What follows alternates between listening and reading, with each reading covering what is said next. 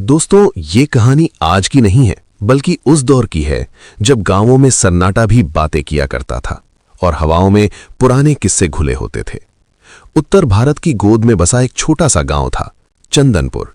चारों ओर घने जंगलों और पुरानी पहाड़ियों से घिरा ये गांव अपनी मान्यताओं और परंपराओं में जकड़ा हुआ था। इसी गांव में एक पुरानी हवेली थी, जिसकी दीवारों पर वक्त की काई जमी थी और जिसके भीतर एक गहरा सन्नाटा गूंजता था। इसी हवेली में रहती थी निधि मिश्रा। निधि मिश्रा का परिचय देना सूरज को दिया दिखाने जैसा था, लेकिन फिर भी अगर कोई उसे पहली बार देखता तो अपनी पलकें झपकाना भूल जाता। ईश्वर ने निधि को बड़ी फुर्सत में गढ़ा था। उसका रंग ऐसा था जैसे कच्चा दूध, और आंखें ऐसी मानो कोई गहरी झील हो जिसमें अनगिनत राज दफन हो। उसके बाल काले नागिन की तरह लहराते थे, जो अब अक्सर एक सादे से जूड़े में बंधे रहते थे। उसकी उम्र बमुश्किल 22 या 23 वर्ष रही होगी, एक ऐसी उम्र जब युवतियों के सपनों में राजकुमार आते हैं, लेकिन निधि की आंखों में सिर्फ एक वीराना था। निधि की कहानी खुशियों से शुरू हुई थी, लेकिन दुर्भाग्य ने उसे बहुत जल्दी गले लगा लिया था। महज 18 वर्ष की उम्र में उसकी शादी गांव के ही एक संभ्रांत परिवार के इकलौते बेटे आलोक से हुई थी। आलोक और निधि की जोड़ी को देखकर गांव वाले कहते थे कि साक्षात राम और सीता की जोड़ी है। वो एक साल निधि के जीवन का वसंत था। आलोक का प्यार, उसका स्पर्श, उसकी हंसी, सब कुछ निधि के लिए एक खूबसूरत सपने जैसा था, लेकिन होने को कुछ और ही मंजूर था। शादी के दूसरे साल की शुरुआत में ही एक भयानक तूफानी रात में शहर से लौटते वक्त आलोक की जीप खाई में गिर गई। उस दुर्घटना ने न केवल आलोक के प्राण लिए, बल्कि निधि की दुनिया का हर रंग छीन लिया। निधि, जो कल तक लाल साड़ी और भारी गहनों में लदी रहती थी, अब एक सफेद साड़ी में सिमट कर रह गई थी। माथे का सिंदूर मिट गया, कलाई की चूड़ियां टूट गईं और जीवन का संगीत हमेशा के लिए खामोश हो गया। आलोक के जाने के बाद निधि की दुनिया बदल गई। ससुराल वालों ने कुछ समय तो साथ दिया, लेकिन धीरे धीरे उन्होंने भी उसे एक बोझ समझना शुरू कर दिया। कुछ समय बाद सास ससुर का भी देहांत हो गया और वो विशाल हवेली निधि को काटने को दौड़ने लगी। गांव का समाज बड़ा क्रूर होता है। एक सुंदर युवा विधवा का अकेले रहना लोगों की आंखों में खटकता था। जब वो मंदिर जाती तो औरतें उसे दया और घृणा की मिली-जुली नजरों से देखतीं। मर्दों की नजरों में एक अलग ही तरह की भूख होती थी। निधि ये सब समझती थी। वो अपनी हवेली के बड़े दरवाजों को बंद रखती अपनी ही दुनिया में कैद होकर रह गई थी। साल बीतते गए। 1 साल, 2 साल, 3 साल। निधि का यौवन खिलता जा रहा था, लेकिन वो एक ऐसे फूल की तरह थी जो रेगिस्तान में खिला हो, जिसे न कोई देखने वाला था न सराहने वाला। उसकी रातें आंसुओं में कटती थीं और दिन घर के कामों में। उसके अंदर दबी हुई भावनाएं, प्रेम की चाहत और एक साथी की कमी उसे अंदर ही अंदर खाए जा रही थी। वो अक्सर रात को छत पर जाकर चांद को देखती और सोचती, क्या मेरा जीवन बस इसी अंधेरे में खत्म हो जाएगा? क्या मुझे कभी कोई समझने वाला नहीं मिलेगा? वो सावन का महीना था। बारिश की रिमझिम फुहारें चंदनपुर को भिगो रही थीं। निधि अपने आंगन में तुलसी के पौधे के पास बैठी थी। तभी उसे लगा कि कोई उसे देख रहा है। उसने पीछे मुड़कर देखा तो हवेली की ऊंची दीवार पर एक बंदर बैठा था। गांव में बंदरों का आना आम बात थी। वे आते, उधम मचाते, फल चुराते और चले जाते। निधि ने उसे भगाने के लिए हाथ उठाया। हश, जा यहां से। लेकिन वो बंदर नहीं भागा। वो वहीं बैठा रहा, अपनी गहरी भोरी आंखों से निधि को निहारता रहा। निधि ठिठक गई। आमतौर पर बंदरों की आंखों में चंचलता होती है, एक शरारत होती है, लेकिन इस बंदर की आंखों में एक ठहराव था, एक अजीब सी समझदारी थी जो इंसानों जैसी लग रही थी। उसका कद सामान्य बंदरों से थोड़ा बड़ा था और उसके चेहरे पर एक अजीब सा तेज था। निधि को अजीब लगा। वो अंदर चली गई, लेकिन अगले दिन वो फिर आया। वो उसी दीवार पर बैठता और निधि को काम करते हुए देखता रहता। धीरे धीरे निधि का डर कम होने लगा। एक दिन निधि ने आंगन में रोटियां बनाई थीं। वो बंदर नीचे उतर कर आया और एक सम्मानजनक दूरी पर बैठ गया। उसने ना तो झपट्टा मारा, ना ही गुर्राया। उसने बस अपना हाथ आगे बढ़ाया, जैसे कोई भिक्षु भिक्षा मांग रहा हो। निधि का दिल पसीज गया। उसने एक रोटी उसकी तरफ बढ़ाई। बंदर ने उसे धीरे से उठाया, उसे सूंघा और फिर निधि की ओर ऐसे देखा जैसे धन्यवाद कह रहा हो। उस दिन से ये उनका नियम बन गया। महीने बीतते गए और वो बंदर, जिसे निधि ने मन ही मन साथी कहना शुरू कर दिया था, उसके जीवन का एक अटूट हिस्सा बन गया। अब निधि को अपने अकेलेपन से डर नहीं लगता था। उसे पता था कि जब वो सुबह उठकर आंगन में आएगी तो वो वहां होगा। धीरे धीरे उनके बीच शब्दों से परे एक संवाद शुरू हुआ। निधि उससे बातें करने लगी। वो जानती थी कि दुनिया उसे पागल कहेगी, लेकिन उस बंदर के सामने अपना दिल खोलना उसे सुकून देता था। जानते हो, निधि एक शाम अपने गीले बालों को सुखाते हुए बोली। बंदर उसके पास ही मुंडेर पर बैठा था। लोग कहते हैं मैं अपशगुनी हूं, कहते हैं मैंने अपने पति को खा लिया। उसकी आंखों में आंसू आ गए। बंदर ने एक धीमी आवाज निकाली, और अपना खुरदुरा हाथ निधि के हाथ पर रख दिया। निधि चौंक गई। एक जानवर का स्पर्श इतना मानवीय कैसे हो सकता है? उसने अपना हाथ नहीं हटाया। उस स्पर्श में एक सांत्वना थी, एक वादा था कि मैं हूं ना। बंदर ने अपनी उंगलियों से निधि के गाल पर लुढ़कते आंसू को पोंछा। निधि की सांसें थम गईं। वो उसकी आंखों में देख रही थी। उन आंखों में उसे किसी जानवर की नहीं बल्कि एक पुरुष की परछाई दिख रही थी। एक ऐसा पुरुष जो उनकी पीड़ा को, उनकी तड़प को समझता था। निधि ने पहली बार मुस्कुराते हुए कहा, तुम कौन हो? तुम साधारण तो नहीं लगते। बंदर ने कोई जवाब नहीं दिया, बस उसकी गोद में अपना सिर रख दिया। निधि उसकी पीठ सहलाने लगी। उस दिन उसे सालों बाद ऐसा लगा कि वो अकेली नहीं है। सर्दियों की शुरुआत हो चुकी थी। एक रात मौसम ने भयानक रूप ले लिया। आसमान में बिजलियां कड़क रही थीं और हवाएं ऐसे चल रही थीं मानो हवेली को उखाड़ फेंकेंगी। निधि अपने कमरे में अकेली थी। बिजली गुल हो चुकी थी। अंधेरे में उसे बहुत डर लगता था। पुरानी यादें, दुर्घटना की वो रात, सब उसे डराने लगीं। तभी उसकी खिड़की पर खटखट हुई। निधि ने कांपते हाथों से खिड़की खोली। बाहर वो बंदर भीगा हुआ खड़ा था। वो कांप रहा था। निधि ने एक पल नहीं सोचा और उसे अंदर बुला लिया। उसने एक तौलिया लेकर उसे पोंछना शुरू किया। तुम पागल हो? इतनी बारिश में बाहर क्या कर रहे थे? निधि उसे डांट रही थी, लेकिन उसकी आवाज में सिर्फ चिंता थी। कमरे में सिर्फ एक मोमबत्ती जल रही थी। उसकी मध्यम रोशनी में दोनों की परछाई दीवार पर नाच रही थी। बंदर ने खुद को पोंछते हुए निधि का हाथ पकड़ लिया। निधि रुक गई। बाहर बादलों की गर्जना हो रही थी, लेकिन कमरे के अंदर एक अलग ही तूफान उठ रहा था। निधि की धड़कनें तेज हो गईं। उसने अपना हाथ छुड़ाने की कोशिश नहीं की। उस एकांत और भय के माहौल में उस जीव की मौजूदगी ने निधि के अंदर सोई हुई औरत को जगा दिया था। वो भूल गई कि सामने कौन है। उसे बस एक ही चीज महसूस हो रही थी, एक पुरुष का स्पर्श, एक साथी की गर्माहट। बंदर ने निधि को बाहों में भरने जैसा इशारा किया। निधि जो सालों से प्यार के लिए तरस रही थी, उसकी छाती से लग गई। बंदर का शरीर गठीला और गर्म था। मुझे बहुत अकेलापन लगता है, मुझे छोड़कर मत जाना, निधि सिसकते हुए बोली। उस रात उस बंदर का व्यवहार पूरी तरह बदल गया। उसने निधि को किसी जानवर की तरह नहीं बल्कि एक प्रेमी की तरह संभाला। उसने अपने चेहरे को निधि के करीब लाया।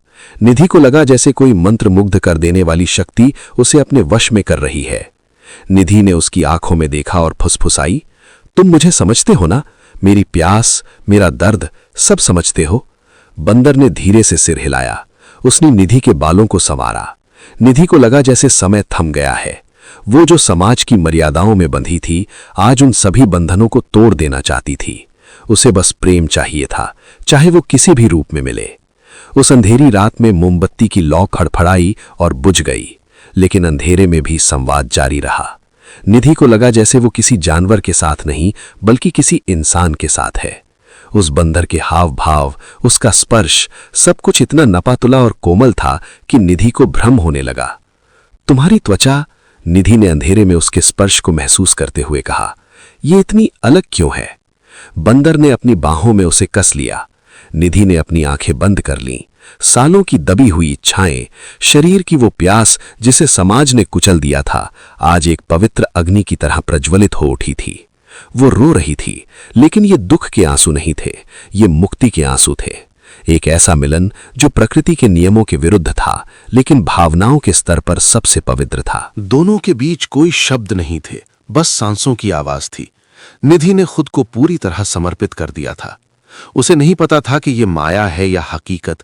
उसे बस इतना पता था कि आज उसकी आत्मा को ठंडक मिल रही थी। अगली सुबह जब निधि की आंख खुली तो बारिश थम चुकी थी। सूरज की किरणें खिड़की से छन कर आ रही थीं। वो बिस्तर पर अकेली थी, लेकिन तकिए पर एक जंगली फूल रखा था। एक दुर्लभ नीला फूल जो उस इलाके में कहीं नहीं मिलता था। निधि ने उस फूल को उठाया और अपनी नाक से लगाया। उसमें से एक भीनी भीनी खुशबू आ रही थी। उसका चेहरा शर्म और सुकून से लाल हो गया। कल रात जो हुआ, क्या वो सपना था? लेकिन उसके शरीर में एक नई ऊर्जा थी, एक अजीब सी चमक थी जो सालों बाद उसके चेहरे पर लौटी थी। तभी वो बंदर खिड़की पर आ बैठा। आज उसकी चाल में एक अलग ही आत्मविश्वास था। निधि उसे देखकर शर्मा गई। उसने अपना पल्लू ठीक किया। तुम कहां चले गए थे? निधि ने नजरें झुकाकर पूछा। बंदर ने कुछ कहा नहीं, बस मुस्कुराने जैसा भाव दिया। हां, वो मुस्कुरा रहा था और अंदर आ गया। अब उनके बीच का पर्दा पूरी तरह गिर चुका था। निधि अब उसके सामने खुलकर हंसती, सजती, संवरती, वो उसके लिए खास पकवान बनाती। गांव वालों को कुछ अजीब लगने लगा था। सुना है निधि मिश्रा आजकल बहुत खुश रहती है, पनघट पर एक औरत ने कहा। हां, मैंने उसे छत पर किसी से बात करते देखा है, पर वहां कोई दिखता नहीं। दूसरी ने फुसफुसाया। कहीं कोई भूत प्रेत का साया तो नहीं? निधि को दुनिया की परवाह नहीं थी। उसका साथी अब उसका पति, उसका प्रेमी, उसका सब कुछ बन चुका था। उनके बीच का रोमांस दिनों दिन गहरा होता जा रहा था। वो बंदर निधि की हर छोटी बड़ी जरूरत का ख्याल रखता। कभी जंगल से रसीले फल लाता, कभी उसके लिए गजरा बनाकर लाता। एक दोपहर जब वो दोनों कमरे में बैठे थे, निधि ने उसकी आंखों में गहराई से देखा और पूछा, मुझे सच बताओ, तुम कोई आम बंदर नहीं हो? कल रात मैंने महसूस किया कि तुम्हारे अंदर एक इंसान धड़कता है। कौन हो तुम? बंदर की आंखों में एक दर्द उभर आया। उसने इशारे से निधि को चुप रहने को कहा और फिर उसने जमीन पर पड़ी धूल में अपनी उंगली से कुछ लिखने की कोशिश की। निधि हैरान रह गई। एक जानवर लिख रहा है? उसने टेढ़े मेढ़े अक्षरों में लिखा, श्राप। निधि का दिल जोर से धड़का। श्राप? तुम्हें श्राप मिला है? बंदर ने हां में सिर हिलाया। उसने फिर निधि का हाथ अपने सीने पर रखा जहां उसका दिल धड़क रहा था। निधि को समझ आ गया कि इस वानर रूपी शरीर के अंदर एक मानव आत्मा कैद है जो मुक्ति की प्रतीक्षा कर रही है, और शायद निधि का प्रेम ही वो चाबी थी। उस दिन के बाद उनका रिश्ता और भी गहरा हो गया। अब ये सिर्फ शारीरिक आकर्षण या अकेलेपन का सहारा नहीं था, अब ये एक आत्मा का दूसरी आत्मा से जुड़ाव था। निधि ने ठान लिया कि वो इस रहस्य को सुलझाएगी और अपने प्रेमी को इस श्राप से मुक्त कराएगी। लेकिन नियति ने उनके लिए एक और बड़ा मोड़ लिख रखा था। 2 महीने बीत गए। निधि के शरीर में बदलाव आने लगे थे। उसे सुबह उल्टियां होती, उसे खट्टी चीजें खाने का मन करता। पहले तो उसने ध्यान नहीं दिया, लेकिन जब लक्षण बढ़ने लगे तो वो घबरा गई। वो गांव की पुरानी दाई मां के पास गई, ये कहकर कि उसकी तबीयत ठीक नहीं है। दाई मां ने उसकी नब्ज टटोली और फिर झटके से हाथ छोड़ दिया। निधि बिटिया, दाई मां की आंखें फटी की फटी रह गईं। तुम तो गर्भवती हो। निधि के पैरों तले जमीन खिसक गई। एक विधवा जो सालों से अकेली रह रही है, वो गर्भवती कैसे हो सकती है? लेकिन निधि जानती थी कि यह कैसे हुआ। उसकी आंखों के सामने वो तूफानी रात घूम गई। ये कैसे संभव है? निधि बुदबुदाई, लेकिन उसके चेहरे पर डर के साथ साथ एक अजीब सी ममता भी थी। दाई मां ने उसे घूर कर देखा। किसका पाप है ये?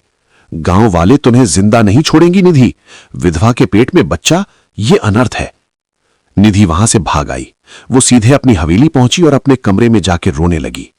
उसका साथी वहां मौजूद था। उसने निधि को रोते देखा तो तुरंत पास आया। निधि ने उसे झकझोर दिया। ये क्या हो गया?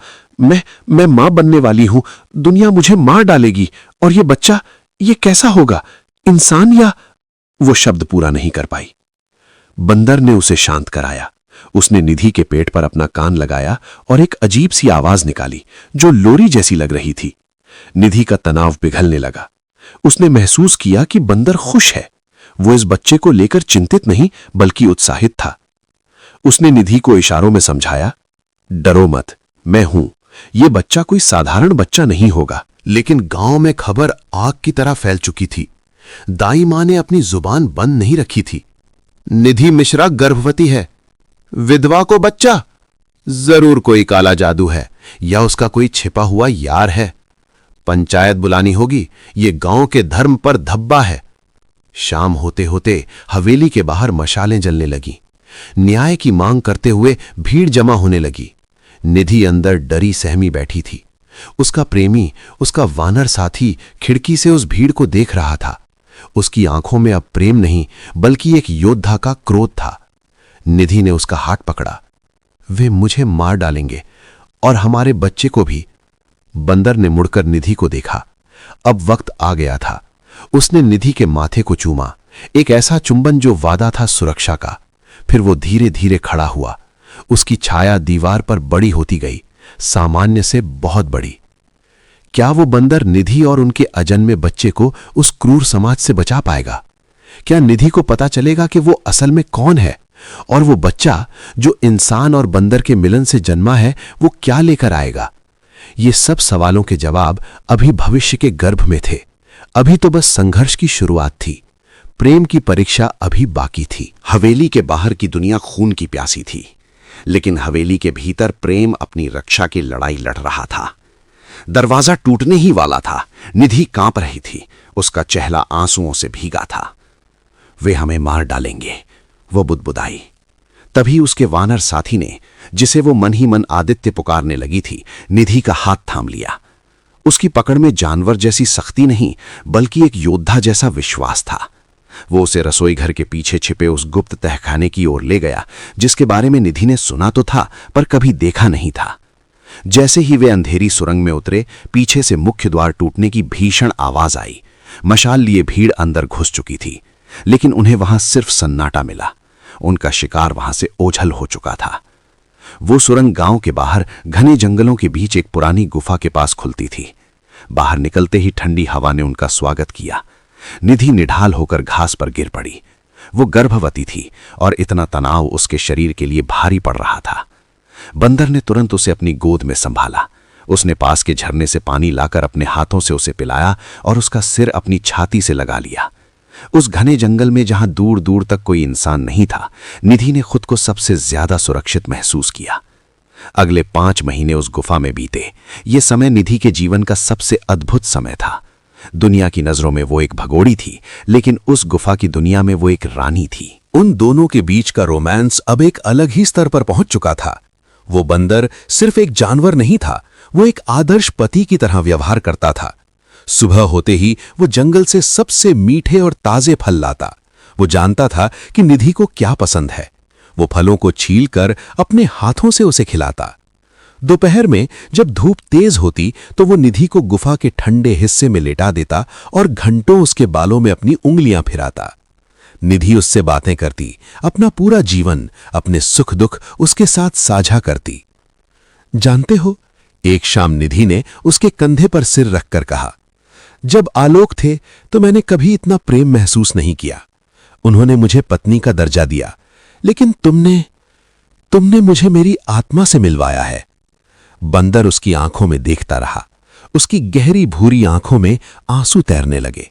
उसने झुककर निधि के माथे को चूमा। उस स्पर्श में इतनी पवित्रता और अपनापन था कि निधि की आंखें बंद हो गईं। वो अक्सर इशारों में उससे बात करता। जब निधि उदास होती तो वो अजीब सी आवाजें निकालकर उसे हंसाने की कोशिश करता, और जब वो खुश होती तो वो उसे निहारता रहता। रातें और भी जादुई होती थीं। ठंड बढ़ने पर बंदर निधि के पीछे लेटकर उसे अपनी बाहों में जकड़ लेता। उसके शरीर की गर्मी निधि को सुकून देती। उन अंधेरी रातों में बिना एक शब्द बोले उनके बीच जो संवाद होता वो किसी भी कविता से गहरा था। निधि उसके सीने पर कान रखकर उसकी धड़कनें सुनती, जो उसे किसी इंसान की तरह ही सुनाई देती थीं। कभी कभी निधि को लगता कि वो बंदर नींद में बड़बड़ा रहा है, मानो इंसानी भाषा बोलने की कोशिश कर रहा हो। 9 महीने पूरे हो चुके थे। वो रात भी वैसी ही तूफानी थी जैसी उनके मिलन की पहली रात थी। आकाश में बिजलियां कड़क रही थीं और जंगल में आंधी चल रही थी। निधि को प्रसव पीड़ा शुरू हो गई। दर्द से उसकी चीखें गूंज रही थीं। वहां कोई डॉक्टर नहीं था, कोई दाई नहीं थी, था तो बस वो। बंदर की बेचैनी देखने लायक थी। वो कभी पानी लाता, कभी साफ कपड़े बिछाता जो उसने कहीं से जुगाड़ किए थे। वो निधि का हाथ कसकर पकड़े हुए था। उसकी आंखों में आंसू थे। वो निधि का दर्द बर्दाश्त नहीं कर पा रहा था। मैं मर जाऊंगी। निधि ने दर्द से कराहते हुए उसका हाथ भींच लिया। बंदर ने उसका चेहरा अपने हाथों में लिया और अपनी रूहानी आंखों से उसे देखा। उसने इशारे से कहा, तुम नहीं मरोगी, तुम जननी हो, तुम सबसे शक्तिशाली हो। मैं हूं तुम्हारे साथ। उसने निधि की पीठ सहलाई, उसे सहारा दिया। एक जानवर होते हुए भी उसने एक कुशल दाई की तरह निधि की मदद की। ये प्रेम की पराकाष्ठा थी, जहां रूप और शरीर का भेद मिट जाता है और बस परवाह रह जाती है। तभी बादलों की भीषण गर्जना के साथ गुफा में एक बच्चे की किलकारी गूंजी। निधि ने एक स्वस्थ सुंदर बेटे को जन्म दिया था। बंदर ने कांपते हाथों से उस नन्ही जान को उठाया। बच्चा बिल्कुल इंसानों जैसा था, सुंदर, गोरा, और उसके माथे पर एक अजीब सा तेज था। बंदर ने बच्चे को साफ किया और उसे निधि की छाती पर रख दिया। निधि ने अपने बेटे को देखा और फिर उस बंदर को। उसकी आंखों से आंसुओं की धारा बह निकली। देखो, निधि ने कमजोर आवाज में कहा, ये हमारे प्यार की निशानी है। दुनिया कहती थी ये पाप है, लेकिन देखो ये कितना पवित्र है। बच्चे को देखने के बाद बंदर घुटनों के बल बैठ गया। वो लगातार रो रहा था। निधि ने देखा कि बंदर का शरीर कांप रहा है। क्या हुआ? निधि घबरा गई। बंदर ने निधि का हाथ अपने सिर पर रखवाया और फिर उसने बच्चे के नन्हे पैरों को चूमा। तभी एक चमत्कार हुआ। गुफा के अंदर एक तेज सुनहरी रोशनी फैल गई। रोशनी इतनी तेज थी कि निधि को अपनी आंखें बंद करनी पड़ी। उसे लगा जैसे ईश्वर साक्षात वहां उतर आए हैं। जब रोशनी थोड़ी कम हुई तो निधि ने जो देखा उस पर उसे अपनी आंखों पर विश्वास नहीं हुआ। वहां वो बंदर नहीं था। उसकी जगह एक अत्यंत सुंदर, गठीले बदन वाला, राजसी आभा वाला युवक नग्न अवस्था में घुटनों के बल बैठा था। उसका चेहरा वही था जो निधि ने उस बंदर की आंखों में महसूस किया था, तेजस्वी और प्रेम से भरा। निधि अवाक रह गई। तुम? युवक ने अपनी आंखों से आंसू पोंछे और जल्दी से पास पड़ा एक वस्त्र लपेटा। उसने निधि के पास आकर उसके हाथ थाम लिए। निधि, उसने पहली बार इंसानी आवाज में पुकारा। उसकी आवाज गहरी और मखमली थी। मैं वही हूं, युवक ने कहा। मैं तुम्हारा साथी हूं। मेरा असली नाम विक्रम है। निधि अभी भी सदमे में थी। ये सब क्या है? तुम बंदर कैसे थे? विक्रम ने बताना शुरू किया। मैं पास के ही एक रियासत का राजकुमार था। मुझे अपने रूप और शक्ति पर बहुत घमंड था। एक बार शिकार करते हुए मैंने एक तपस्वी का अपमान किया था और एक निर्दोष जानवर को मारा था। उस तपस्वी ने मुझे श्राप दिया था कि जिस रूप का तुझे गुमान है वो छिन जाएगा। तू एक वानर के रूप में तब तक भटकता रहेगा जब तक कोई स्त्री तेरे उस घिनौने रूप से निस्वार्थ प्रेम न करे। जब कोई स्त्री तेरे जानवर रूप को स्वीकार कर तुझसे संतान प्राप्त करेगी और उस संतान के जन्म पर तेरे लिए कृतज्ञता के आंसू बहाएगी, तभी तेरा श्राप टूटेगा। विक्रम की आंखों में पश्चाताप और प्रेम दोनों थे। सालों से मैं भटक रहा था। सब मुझे धुतकारते थे। फिर मैंने तुम्हें देखा। तुम्हारे अकेलेपन ने मुझे खींचा। लेकिन जब तुमने मुझे एक जानवर को अपना साथी बनाया, मुझे अपने बिस्तर पर जगह दी, मुझे प्रेम किया, तब मुझे लगा कि शायद मेरा श्राप टूट सकता है।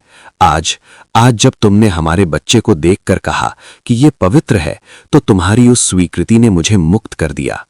निधि रो रही थी। उसने विक्रम के चेहरे को छू कर देखा। ये वही स्पर्श था, वही गर्माहट थी, बस अब वो एक सुंदर पुरुष के रूप में थी। सुबह का सूरज उग रहा था। विक्रम ने अपने बेटे को गोद में उठाया और निधि को सहारा देकर गुफा से बाहर लाया। अब हमें छिपने की जरूरत नहीं है निधि, विक्रम ने कहा। मैं तुम्हें अपने राज्य ले जाऊंगा।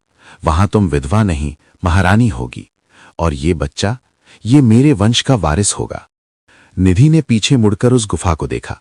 उस जगह ने उसे वो दिया था जो समाज ने छीन लिया था। लेकिन दुनिया? निधि ने पूछा। वे कहेंगे कि ये बच्चा? विक्रम ने मुस्कुराते हुए निधि के माथे पर किस किया। दुनिया को मैं संभाल लूंगा। मैंने वनवास काटा है, मैंने पशु योनि में जीवन जिया है। अब मैं जानता हूं कि धर्म और समाज के खोखले नियमों से बड़ा प्रेम है। तुमने एक जानवर को इंसान बना दिया निधि। अब ये इंसान तुम्हें दुनिया की हर खुशी देगा। वे दोनों जंगल से बाहर निकले, हाथ में हाथ डाले। निधि मिश्रा, जो कभी एक अबला विधवा थी, अब एक राजकुमार की प्रेमिका और उसके बच्चे की मां थी। चंदनपुर गांव पीछे छूट गया था, अपनी रूढ़ियों और नफरत के साथ, और सामने था एक नया जीवन जो प्रेम, त्याग और एक अद्भुत जादू की नींव पर खड़ा था। उस दिन के बाद किसी ने उस बंदर को नहीं देखा, लेकिन लोग कहते हैं कि दूर किसी रियासत में एक राजा और रानी रहते थे जो अपनी प्रजा से बहुत प्यार करते थे और उनके महल के बगीचे में जानवरों को कभी भगाया नहीं जाता था।